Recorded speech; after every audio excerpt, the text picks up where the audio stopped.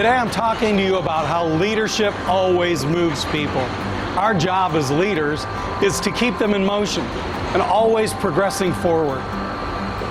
I'm standing on this railroad platform at the Texas and Pacific Station in South downtown Fort Worth.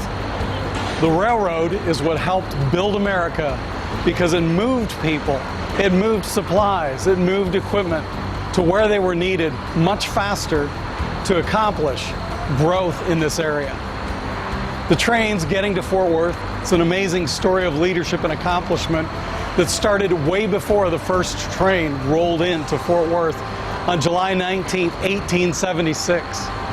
People came from miles around on horseback and covered wagons to see the first train pull into the station because most of them had never seen a train before.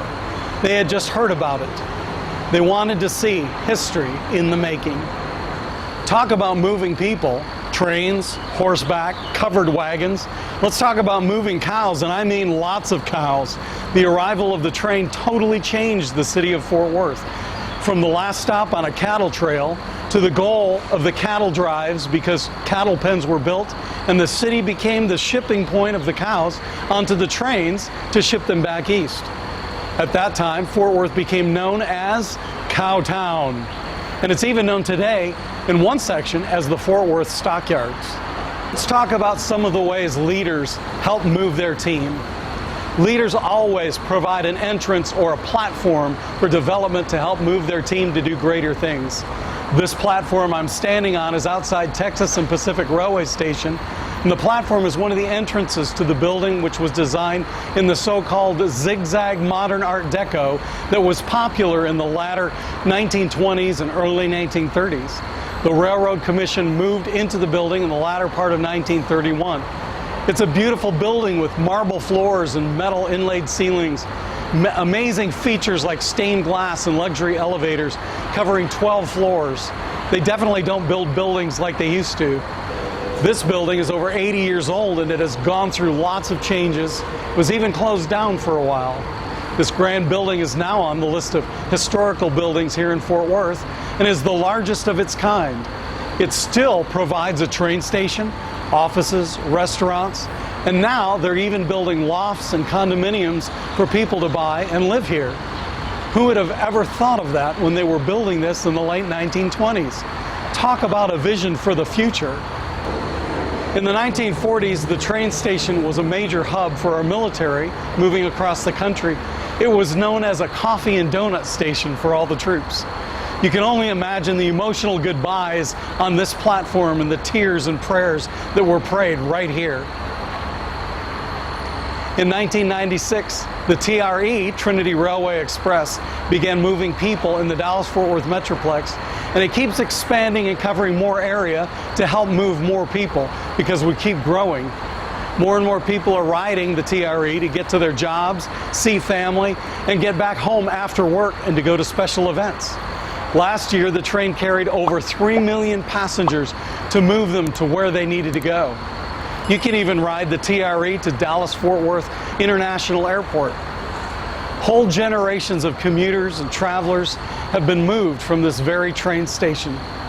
Just like train stations are places where you get on to move you to get you where you need to be, a leader moves their team, their family, or their business.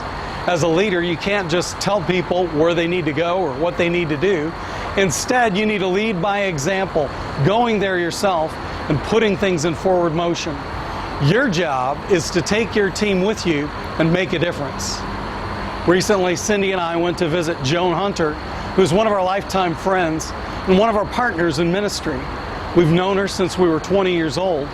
She's carrying on her parents' ministry, Charles and Frances Hunter, but she's continued to move the ministry forward, adding on her own anointing and calling and fulfilling her destiny. We were so inspired to see her new offices, facilities, and auditorium. We stayed in her new house, and we endeavored to learn as much as we could from her to enlarge and expand our vision to move forward with what God has given us to do. Joan has just published her 16th book and travels continuously teaching healing and praying for the sick. She enrolls others to help by offering training for people who want to get ordained doing healing ministry. It's a brilliant way to get people involved because wherever she goes all over the world, people come out to help her. She's a living example of a qualified leader getting her team to move with her. Leaders are always full of excitement to help energize their team. Your business needs a pep rally. At a pep rally, you cheer your team on, you bring in food to bless them, you tell them how good they are doing, you encourage them and tell them that they're awesome, and you give them an extra day off for doing such a great job. If you do things like this, then they'll want to be on your team. They will want to give you more than you're asking for. They'll be waiting for the next pep rally. It's interesting because many leaders try to ignore problems, but addressing these head on, telling the truth, and speaking good things will energize your team. Another thing that leaders do to move their team forward is that as a leader, you are always aware of the lessons you are learning while in transit and on the move. Cindy and I rode a train a few years ago when we were in Switzerland. It happens to be one of our favorite memories, mostly because it just happened. We didn't plan it. We were in Zurich on our way home from a conference, and we took a few days to get some rest. We were asking at the local Starbucks what we should do the next day in Zurich. The answer came back, leave town. We were shocked. Why would they tell us this? They began to tell us that the next day was called May Day, and those who opposed capitalism would be rioting in the streets. So the Starbucks was going to be closed and boarded up for the day. So the next day, we rode the train to nearby Lucerne, Switzerland. We were willing to move our plans, and because of being flexible, we ended up with a day made in heaven. We rode this train through the Swiss Alps for about 2 hours, through beautiful, gorgeous scenery. Cindy said she felt like we were in The Sound of Music. We walked and shopped the winding streets and ate lunch outside, overlooking the Chapel Bridge, which has been there since 1333, right next to a beautiful lake. The whole day, the whole experience was like a trip back in time that we will never forget because we were willing to move and change our plans. Getting back to the train always moves you and gets you to where you need to be. And as a leader, you have to be willing to experience life together with your team and to move together to accomplish what is ahead of you. Leaders always take the time to dream, to see what is coming, and to plan how to get there. As you move with your team, they'll all rally together, they'll all help find solutions, and they'll all move to get the job done. Spencer and Cindy Nordyke, reaching nations and generations. For more information, visit NordikeMinistries.com.